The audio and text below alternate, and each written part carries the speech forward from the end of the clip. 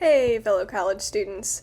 So, I know I kind of made this YouTube channel not just for tutoring in Bio 196 and Chem 140, but also to kind of give like study tips. So, I'm going to be completely honest with you guys. Well, one, this video mostly for Chem 140 more so than Bio 196, but two, I actually got a B, like a mid-low B in Chem 140, but I learned from my mistakes to get an A in Chem 141, and I'm hoping that you guys can also learn from my mistakes. So, the first study tip I can really give you guys is get a study partner. This literally saved me. I had just two other girls that I sat with in class and that I would then go and study with. This was really helpful because we'd always get different exams, like different colored exams, so slightly different questions but very like similar setup. So once we got our exams back, we could actually swap exams and like look at them and see like the possibilities for what could be on the final.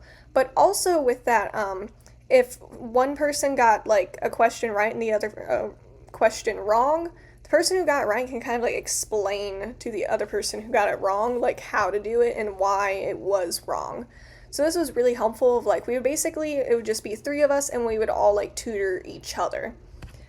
Then with this, the second tip I could give, do your homework. Don't procrastinate it. I know for Chem 140, I was notoriously bad at this. I would always wait until like the last minute to do my homework. I once had an 80 question homework and did it 2 days or less before the exam. Needless to say, I did fail that exam. So always make sure all of your homework is good.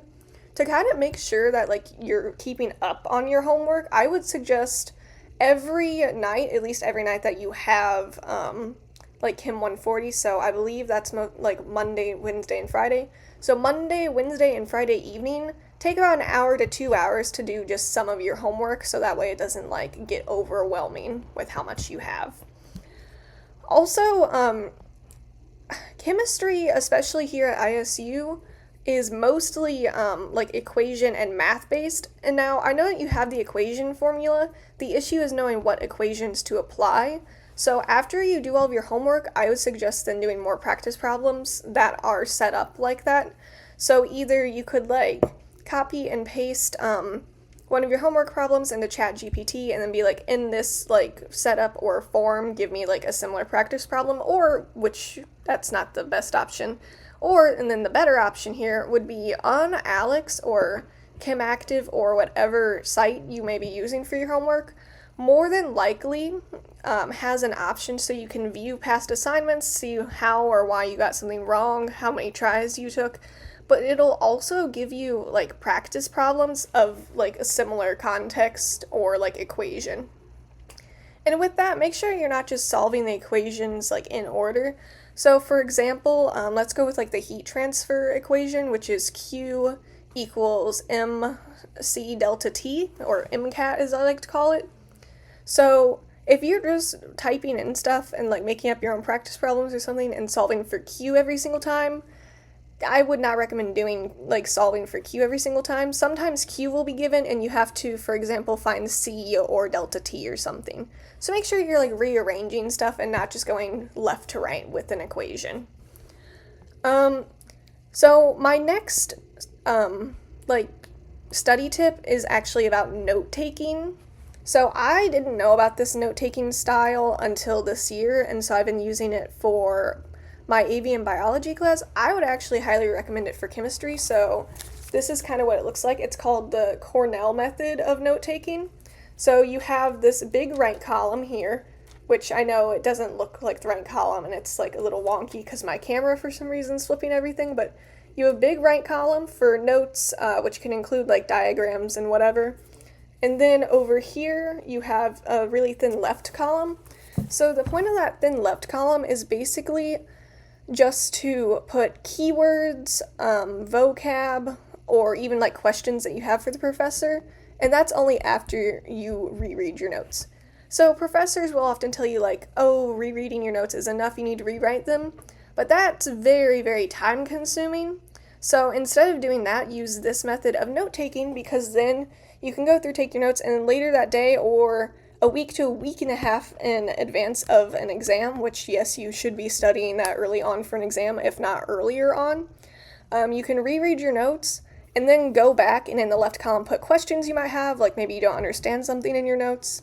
Keywords so you can like more easily find things in your notes, and then vocab that you like need to memorize.